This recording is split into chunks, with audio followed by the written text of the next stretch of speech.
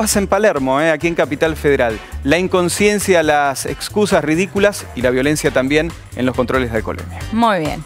Bueno, muchísimas gracias, Juanpi. La seguimos en un ratito. ¿Cómo no? Volvemos. Dale, cómo no.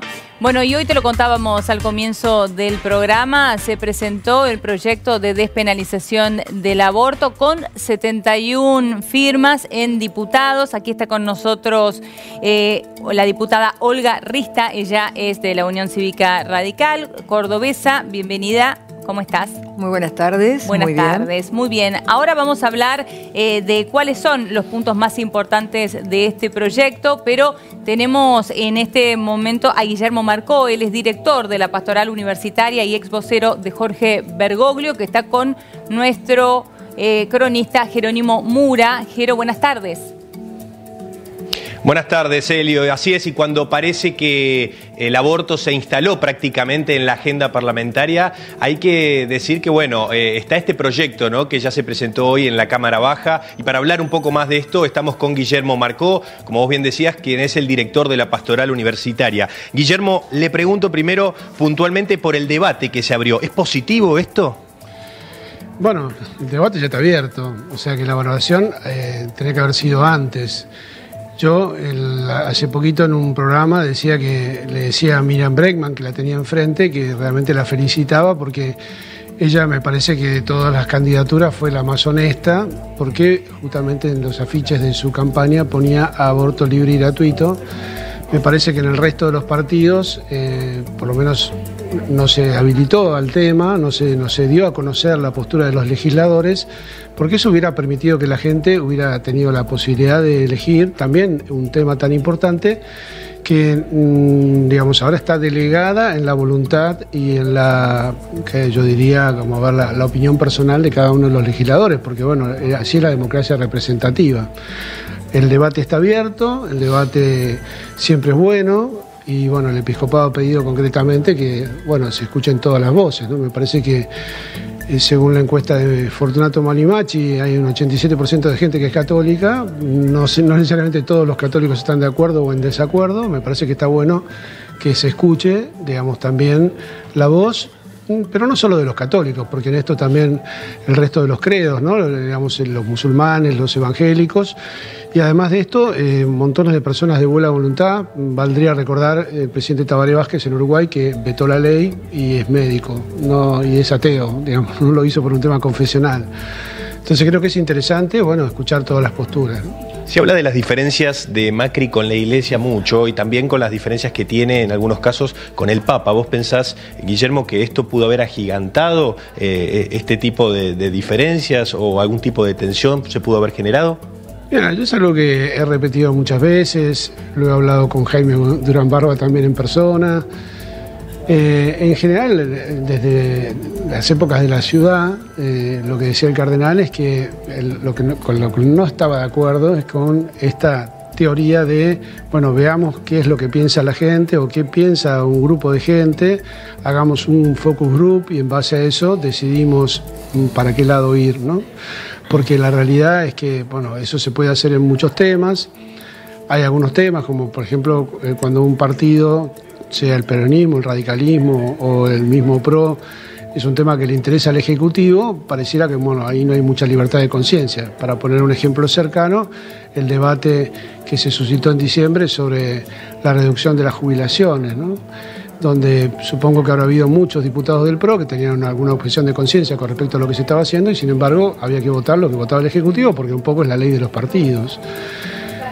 Bueno, parecía que acá hay libertad de conciencia, hay personas que piensan a favor o en contra en los distintos bloques, pero de vuelta, me parece que en un tema tan grave se están representando a sí mismos, porque salvo Miriam Bregman, uno votó un paquete de diputados o senadores y no sé si este tema estaba puesto sobre la bandeja para discutir. Elio, ya los está escuchando Guillermo Marcó. Muy bien, gracias, Jero Marcó. ¿Cómo le va? Buenas tardes. Bueno, en primer lugar...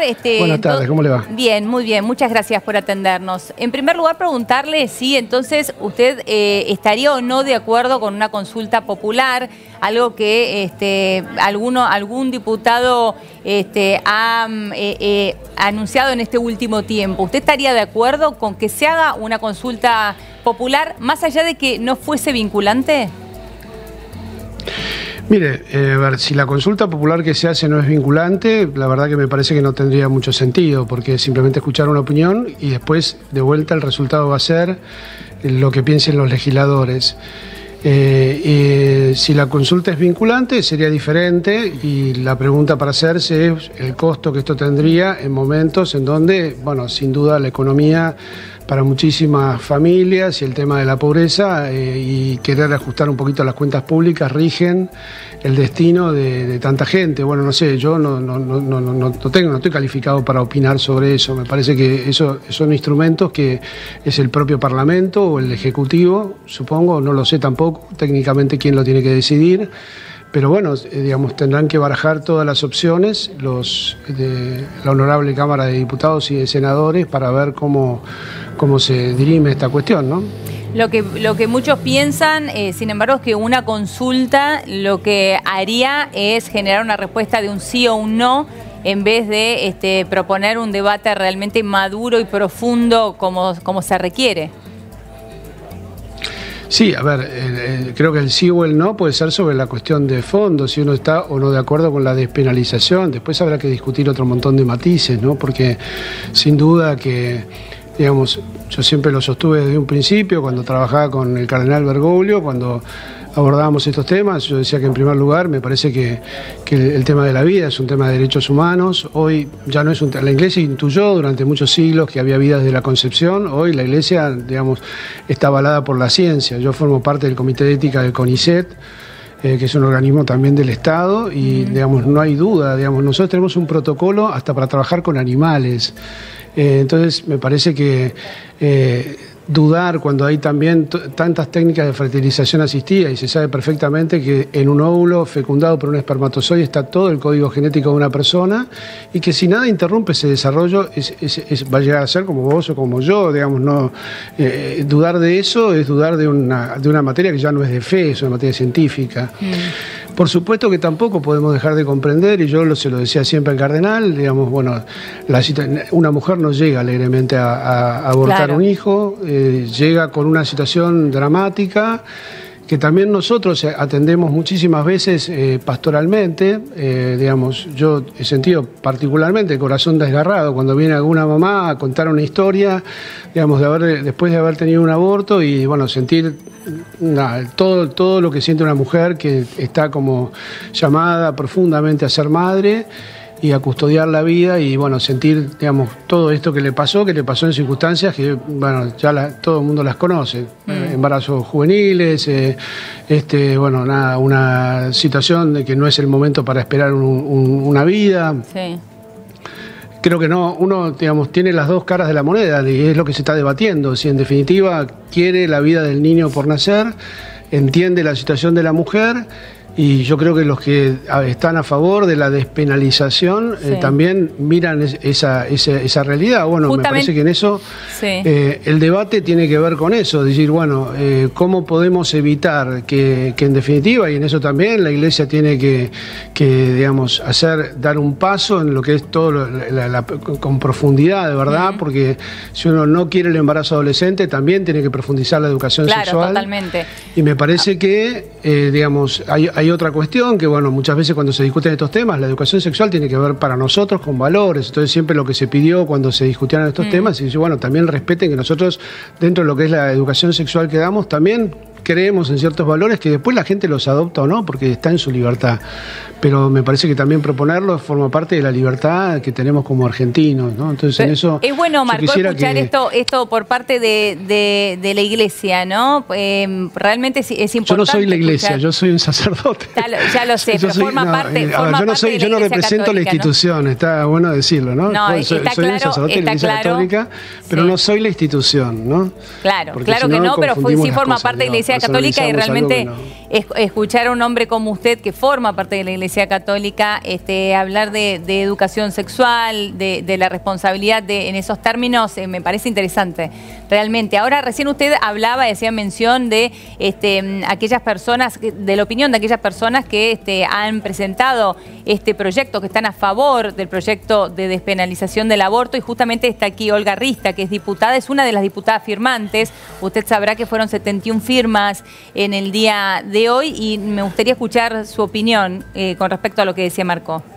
Muy buenas tardes. Y primero que todo quiero destacar que lo más importante me parece que es haber iniciado el debate en el cual vamos a poder participar todos, desde todos los sectores, la población, en este caso la iglesia.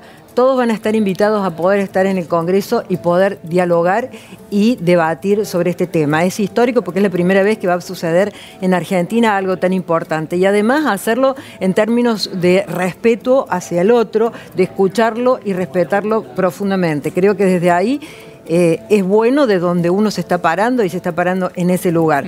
Por otro lado, en el caso mío personalmente, yo tengo mis propias convicciones religiosas, estoy a favor de la vida, pero creo que esto, que es tal vez lo personal, no debe obstaculizar ni es contradictorio a estar a favor de la despenalización.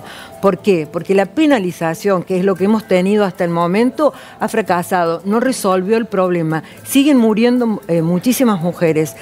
No quiero dar cifras, porque bueno, pero las ha dado el Ministerio de Salud de la Nación, 500.000 mujeres.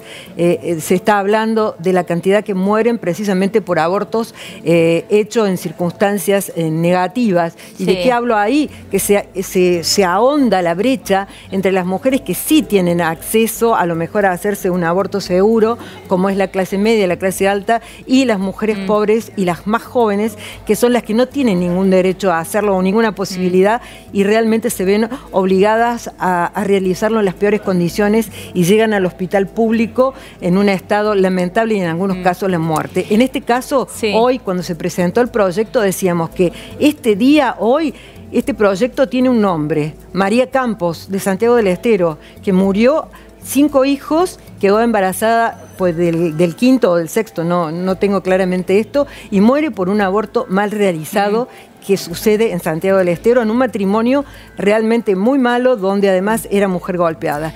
A esos casos creo que nosotros le estamos dedicando en el Congreso, en el día de hoy, la firma y la aprobación de este proyecto, o mejor dicho, el tratamiento. Diputada, Marcó, usted no la está viendo aquí a la diputada, pero mientras ella habla tiene colgado un rosario en su cuello, por eso le pregunto, ¿es usted una persona creyente?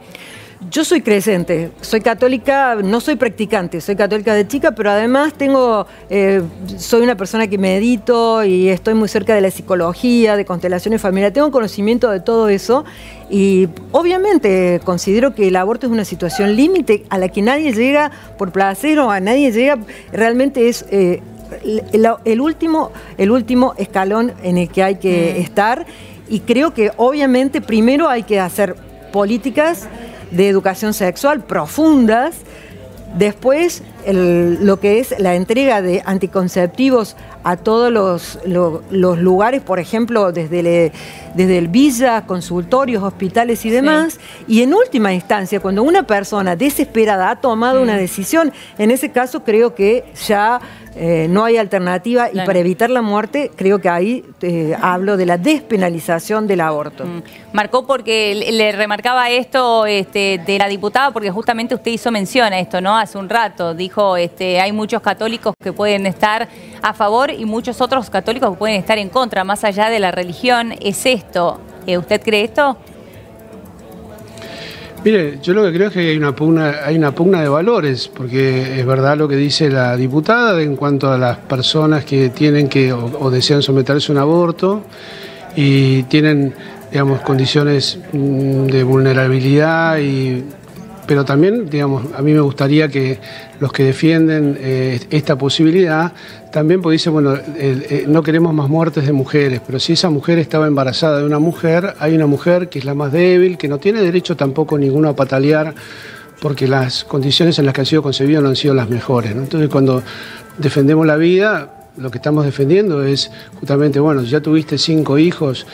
Me resulta el caso es triste, sin duda, ¿no? Yo le quería compartir simplemente algo de la realidad, porque yo trabajo mucho con comunidades en el Chaco.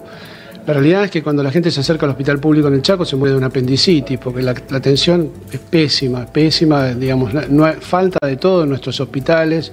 Entonces pensar que porque el aborto esté permitido, digamos, las personas van a tener una intervención segura y digamos que va a permitir su salud, pondría eso en tela de juicio en la Argentina. Si fuera Suecia puede ser que fuera diferente. Pero, y además de esto, decirles que en general estos planteos son mucho de gente de clase media, urbana, porque el pobre tiene una valoración distinta de sus hijos. En general el pobre, digamos, tiene hijos y no es una tragedia quedar embarazado. El pobre, cuando uno lo mira, digamos, quizás de una mirada sociológica de la capital, dice, bueno, ¿por qué esta gente que no tiene condiciones económicas tiene tantos hijos, ¿no? Eso lo dice una persona viviendo en Buenos Aires. Claro. Entonces uno diría, bueno, con esta lógica ellos deberían tener menos hijos y las personas con mucha capacidad económica deberían tener más. Bueno, mire, la mentalidad anticonceptiva que se extendió tanto en Europa, es decir, cuando la Iglesia hablaba de la familia, del valor de la familia, de lo lindo que es tener hijos y demás, mucha gente durante muchas generaciones se rió de esto, se acuerdan de la familia Campanelli, una familia numerosa. En Italia la tasa de natalidad es del 1,2%, es decir, que de 2 personas ni siquiera se reproducen ellos 2, nace 1. Y usted sabe que el gran drama que tiene Europa hoy en día es justamente la falta de nacimientos. Es decir, la inmigración es producto de que no han tenido hijos, y me acuerdo que Andrés Argañarás, que no es precisamente un periodista católico, comentaba la vez pasada, decía, vamos a hacer una sociedad en silla de ruedas sin tener quien la empuje, ¿no? Sí. Es un drama con el tema de las jubilaciones, es un drama con la seguridad social, y además los inmigrantes tienen 8 hijos. Sí. Entonces, calculan que dentro de 50 años, por ejemplo, la mayoría de los habitantes de Francia serán musulmanes, porque, bueno, justamente aman la familia y tienden a tener una familia numerosa. ¿Usted cree entonces, Marcó, me parece que por eso digo que todas las aristas de estos temas deberían ser atendidas porque son complejísimos, ¿no? Sí, sí. Y esta pregunta es para usted, Marcó, y también para la diputada, ¿no? Pero me parece interesante lo que usted estaba contando recién. ¿Usted cree que este es más bien un reclamo de la clase media y no así tanto de las clases bajas que ven a un hijo como una bendición? Yo no, digamos, en general jamás he escuchado, escuchando, ¿no? Porque ahí está, como cuando uno trata yo cuando voy al Chaco estoy entre gente muy, muy pobre, digamos, la escuela donde vamos es menos que básica porque no tiene ni siquiera baños, tiene retrete, un agujero en el suelo hecho de cemento. Una sola aula, a duras penas luz eléctrica. La gente, hicimos el relevamiento en toda la zona de Chagas el año pasado, que es otra desgracia por la que muere muchísima gente. Un 15% de los chicos entre 2 y 20 años están infectados de Chagas. No sé, las desgracias de nuestro país con la gente pobre son numerosas, pero si hay algo que la gente pobre valora enormemente son sus hijos. Y si hay algo que la gente de clase media o clase media, digamos, lo que hace es postergar el deseo de formar una familia. Uno lo ve hoy en día muchísimo. A ver, yo me acuerdo cuando se discutió el matrimonio igualitario, yo les decía en general, digamos, pero con muchísimo respeto, digo, pero ¿para qué quieren el matrimonio si la gente hoy no se casa? O sea, están pidiendo algo que la gente heterosexual está dejando, digamos, la gente por ahí en nuestras comunidades, que son comunidades religiosas, obviamente, porque hay un sentido del sacramento, de pertenencia, de querer formar una familia diferente, la gente se casa. Pero en general, lo que uno ve en los jóvenes, en la sociedad, yo trabajo mucho con jóvenes, es que, bueno, se juntan, están, no sé, de novios, se van a convivir. La gente no le tiene como fobia a los papeles hoy en día, a los jóvenes sobre todo, ¿no? Entonces, digo, el matrimonio medio que pasó y por otro lado también el hecho de tener hijos, se postergan un montón los nacimientos. Y por ejemplo, para darle solamente algunos números, ¿no? En la ciudad de Buenos Aires, la tasa de infertilidad está en el orden del 50%. Esto significa, y esto es muy fácil de corroborar, porque en general todos conocemos personas que de repente deciden o buscan un hijo y tienen montones de dificultades. Montones de dificultades que terminan en costosísimos tratamientos, que acarrean psicológicamente algo bastante dañino, son carísimos. ¿Se acuerdan que hubo una gran discusión el año pasado, o el anteaño, creo que fue también, con alguna ley que obligaba a las prepagas a facilitar a la gente que quisiera tener hijos estos tratamientos? Porque justamente, digamos, cuesta mucho embarazarse, cuesta mucho tener familia, ¿no? Y muchas veces cuesta mucho tener familia porque las personas también han abusado del uso de anticonceptivos, han hecho un desarreglo enorme con su cuerpo. Eso, aunque los laboratorios no lo digan, los anticonceptivos también generan desarreglos en la mujer, montones. Pero también, Marco, serían, perdón, porque ahora vamos también a escuchar a la diputada, ¿no? Pero, también, hablando de hablaba usted de los anticonceptivos, sabemos que son justamente un punto fundamental para evitar embarazos no deseados, ¿no? Que después pueden terminar en abortos. Exactamente, pero el tema es que cuando deseas tener un embarazo, o sea, hoy en la tasa, digo, de vuelta científico, digamos, en general, hay momentos en que la mujer decide, tiene ganas de tener un hijo en la pareja en la que está, y bueno, y se ve que cuesta mucho, digamos. Es complejo, ¿no? Entonces no es tan fácil esto de quedar embarazado cuando uno lo desea. Está claro. Ahora, me gustaría escucharlo. Me parece que es un dato que podés corroborar con cualquier conocido. Digamos, uno tiene, alrededor de uno tiene gente que uno dice, bueno, pobres, la verdad que digamos, desearían vivamente tener un hijo y no es tan fácil acceder a esa realidad, ¿no? Me gustaría escuchar a la diputada, sobre todo con esto que dijo Marco, que es más bien un reclamo de la clase media Yo lo que creo básicamente es que, ¿y qué tal si probamos de darle libertad a la gente que decidan? Los de la clase media y los de la clase baja, que decidan los pobres, los medios y los ricos, que decidan qué hacer con sus vidas, cuántos hijos tener y cómo tenerlos. Para mí me da la sensación que eso habla incluso a favor de lo que planteaba Jesucristo, del libre albedrío de las personas, en relación a que no tengan intérpretes de lo que deben hacer o no deben hacer. Creo que eso es fundamental. Y lo otro, no sé, puede ser que en clase media haya más, se valoren más algunas cosas que otras y se tenga acceso a determinada información para a lo mejor no caer en abortos y sí utilizar métodos anticonceptivos. Ahora, las cifras, no sé, las cifras son las que están indicando que las que mueren son mujeres y son mujeres de la clase baja, que a lo mejor tomaron esa decisión. Obviamente que creo que todas valoran a los hijos, creo que las mujeres de clase media, clase alta y baja, valoramos las mujeres a los hijos muchísimo, pero valoramos que vivan bien nuestros hijos, sin lugar a dudas. Y creo que, bueno, por más que tengan 5, 6, 7 hijos, si los pueden tener y están y son humildes, me parece bárbaro, pero a lo mejor hay una mujer que no quiere o no puede. María, la que hablábamos recién, María Campos, de Santiago del Estero, y no tuvo acceso a ir a un hospital y tuvo que dar su vida por una ley que la penaliza y que la va a llevar a la cárcel. Yo estoy a favor de que no se hagan más abortos en el mundo, de que se baje la tasa, pero evidentemente la penalización no ha sido la solución. Entonces, lo que estamos nosotros buscando con esta ley es bajar la tasa de abortos y también bajar la tasa de mortalidad en las mujeres. Las dos cosas han sucedido en países como Uruguay, donde hay una ley de despenalización de aborto y donde en toda Europa y en Estados Unidos, donde también hay este tipo de reglamentación. Allí ha bajado la tasa de abortos y ha bajado también la tasa de mortalidad de mujeres. Ese es el objetivo. Creo que queremos lo mismo con ¿Usted cree que el objetivo final es el mismo? Sí. El objetivo final es el mismo. Marco, ¿usted cree eso también? Claro, pero lo que pasa es que la mitad. La mitad, ¿por qué? Porque, claro, la mitad, porque por supuesto que yo no quiero que ninguna mujer muera.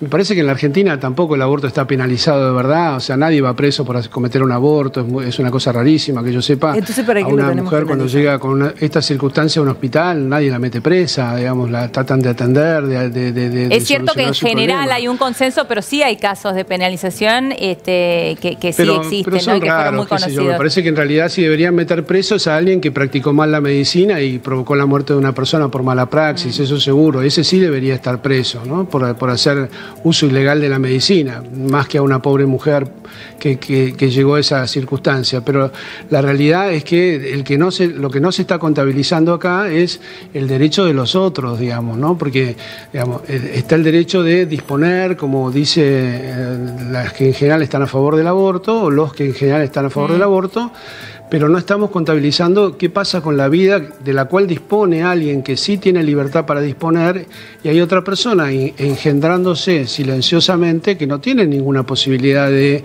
protestar ni de que alguien pelee por sus derechos, que es la parte más débil, que no es una parte del cuerpo de la mujer. O sea, decir eso es ir en contra de lo que enseña la medicina y la biología, ¿no? Claro, pero lo que decía, lo que se refería también la diputada. Es así que, sí, lo que se refería, perdón, recién la diputada también es no hablar solamente de la despenalización por la pena en sí misma, sino para evitar que las mujeres vayan a centros clandestinos, ¿no? Por supuesto, sí. Tampoco la salud pública, como está hoy en la Argentina, un hospital en Santiago del Estero garantiza que las personas sobrevivan, digamos, con una intervención. Digamos, el estado de la pobreza hace que la salud, yo le digo, casos concretos que yo tengo en Chaco, nosotros hacemos una misión sanitaria 2 veces al año, sí. Una vez al año llevo odontólogos, no hay un odontólogo en el hospital del Chaco, en Seis Peñas. Hemos reconstruido la boca a montones de personas con chicos de la UBA, de acá de Buenos Aires, haciendo un esfuerzo enorme. Hemos el año pasado llevado, digamos, oftalmólogos porque no hay dónde hacerse un anteojo. O sea, la salud pública, claro, acá la diputada en el dice, interior del país, para la gente pobre, no es otro tema, porque estamos hablando de lo mismo, es decir, que porque una ley votada por diputados y senadores va a solucionar el tema sanitario, no solo de sino de todas las intervenciones que tiene que hacerse la gente pobre, me parece que es caer en una fantasía voluntarista. La salud pública en la Argentina deja bastante que desear. Y yo de vuelta, no conozco todo el país, pero estoy hablando de un lugar concreto. Chaco, provincia gobernada durante muchos años por el kirchnerismo, donde hubo muchísimos recursos y la verdad que se hicieron cosas. Yo, digamos, mentiría si dijera que no se hicieron cosas, se reformaron escuelas. Pero es tanto lo que queda por hacer, tanto lo que queda por hacer. Cuando uno ve, digamos, como tuve yo un caso de uno que se murió, casi se murió porque fue al hospital 3 veces y en realidad lo que tenía una peritonitis, una cosa simple. Acá la diputada niega con la cabeza, no está de acuerdo, diputada. No, sé que hay problemas. Puede no estar de acuerdo, yo lo que hablo es de la realidad que conozco, no hablo de cosas que son hipotéticas o números de estadística, simplemente en mi experiencia, digo, se puede estar de acuerdo o en desacuerdo, pero yo tengo testigos que corroboran lo que he vivido. Y lo que vivo porque mantengo esa sala de primeros auxilios y tengo, sí, pero no es otro tema, es la salud pública. Entonces digo, querer que porque simplemente se vota una ley, pensar que la salud pública va a solucionar un problema, a mí me parece que el problema también es, digamos, la vida que se cercena, y eso, por eso digo, están las dos, me parece que hay que contemplar las dos caras de la moneda si uno quiere abarcar el problema en plenitud. O sea, me parece que también la gente que está a favor de la despenalización del aborto debería contarnos qué piensa de esa vida que está en gestación, porque nunca hablan del tema. Acá le preguntamos a la diputada. Los que hablamos del tema somos los que estamos de este lado, y los que están del otro lado, digo, pareciera como es simplemente que la mujer tiene derecho a tener una intervención donde no se, obviamente, está muy bien que no se muera ni se enferme, pero la intervención no es operación de apendicitis. Ahora, la tenemos acá la diputada, vamos a aprovechar para que conteste lo que usted acaba de preguntar, Marco. Primero que yo le quiero decir, no estoy a favor del aborto. Yo creo que esta despenalización va a obrar para que disminuya la cantidad de abortos. Entrar en el debate, yo también creo en la vida, obviamente, estoy a favor de eso. Entrar en ese debate me parece que casi es inconducente, porque si vamos a hablar de... Yo creo que hay vida desde la concepción, de acuerdo a lo que dice la ciencia, pero no hay grados de vida. Si vamos a seguir en esa línea, también hay grados de vida en los espermatozoides y en los óvulos. Y entonces tendríamos que oponernos a los métodos anticonceptivos. De hecho, la Iglesia lo ha hecho así sistemáticamente. Ya ahí es una discusión en la que yo no voy a entrar porque ya no estoy de acuerdo directamente, no estoy de acuerdo. Considero que sí hay, puede haber empezar a ver un principio de vida en espermatozoides, en óvulos, y después cuando en los embriones hay un grado de vida, sí lo hay, no es persona. No lo reconoce la ley argentina, no lo reconoce el código. O sea, los embriones, porque si no, no existiría, y no lo hubiese especificado la Corte Nacional en el fallo FAL, la posibilidad de hacer el aborto en los casos de violación y en los casos de personas con deficiencia mental, porque no hay embriones diferentes en ese caso. O sea que la ley argentina establece eso. Y yo en este punto es entrar ya en un tema religioso, que es precisamente el que creo que no hay que entrar, porque va a las creencias profundas de cada uno. Y no es esta la idea de la discusión que se está haciendo en el Congreso y en la despenalización, ¿no? Por último, porque la verdad que nos quedaríamos mucho tiempo. Diputada, no es un tema religioso, ¿eh? No es un tema religioso. El código, mire, en un espermatozoide solo y en un óvulo solo, no está el código genético completo de un nuevo ser humano. Pero hay parte. Cuando uno une un óvulo con un espermatozoide, está toda la información genética que permite el desarrollo, si no se lo interrumpe, de un nuevo ser humano. Hay jurisprudencia, por ejemplo, en Australia, de un matrimonio que murió con 4 óvulos fecundados, y los abogados alquilaron vientres para subrogarlos y hacer nacer esos 4 embriones que fueron los herederos de una fortuna cuantiosa que estaba en discusión sobre quiénes eran los verdaderos herederos. Por lo tanto, usted sabe que la ley en la Argentina es una ley positiva, no solamente, digamos, no pasa solo porque, digamos, esto no es un tema religioso, ya no lo es, no es una discusión religiosa. La vida es así genéticamente. Entonces, si no se interrumpe el proceso, yo creo que hoy en día discutir lo de las 14 semanas, hablar de persona, son conceptos filosóficos. Justamente esos conceptos están del lado de ustedes, no del lado nuestro. Nosotros discutimos con la ciencia en la mano, no con la teoría de la persona, porque la persona podría aparecer, como dice la tradición judía, cuando la persona es alumbrada a luz, o podría aparecer cuando empieza la actividad cerebral. Pero el cerebro es un órgano, a ver, si uno fuera absolutamente materialista, es un órgano más del resto del cuerpo, el resto ya está. Queda claras ambas posturas, porque si no podemos discutir toda la noche, y la penalización no lo resolvió. Yo bueno, pero de esto, si querés discutir sobre este tema, que ya tomó la decisión, no hay demasiados caminos. Quedan claras ambas posturas. Realmente les agradecemos muchísimo a los dos por el respeto, por la seriedad con la que se llevó a cabo este debate. Es bueno poder escuchar ambas posturas. Por último, una sola pregunta que me quedó pendiente con usted, Marcó, es: ¿usted pudo hablar de esto con el Papa Francisco? Mire, no he hablado ahora en estos días, pero es un tema de que hemos hablado. Pero no lo he hablado en estos días. Yo fui 8 años su vocero, y por lo tanto sé perfectamente lo que piensa, que está absolutamente alineado con lo que estoy diciendo. O sea, creemos firmemente que la vida tiene que ser respetada, la vida de todos, la vida de la mujer, la vida del embrión. O sea, me parece que esto es la materia más profunda de discusión. Y cuando nos quieren colocar en el lado de que estamos defendiendo un argumento de fe, justamente el argumento de fe la tienen las personas que hablan de persona, hablan de 14 semanas. ¿Por qué 12 semanas y media? ¿Por qué 15 semanas? Digo, la verdad que hoy desde la ciencia no tiene ningún asidero lo de las semanas. Todo el código genético está contenido en un embrión que se aloja en el útero materno. Es así. Clarísimo. Bueno, eso lo dice la ciencia. No tengo que, digamos, refrendarlo desde el punto de vista de la religión. Después la religión dirá otras cosas, ¿no? Hablará del alma.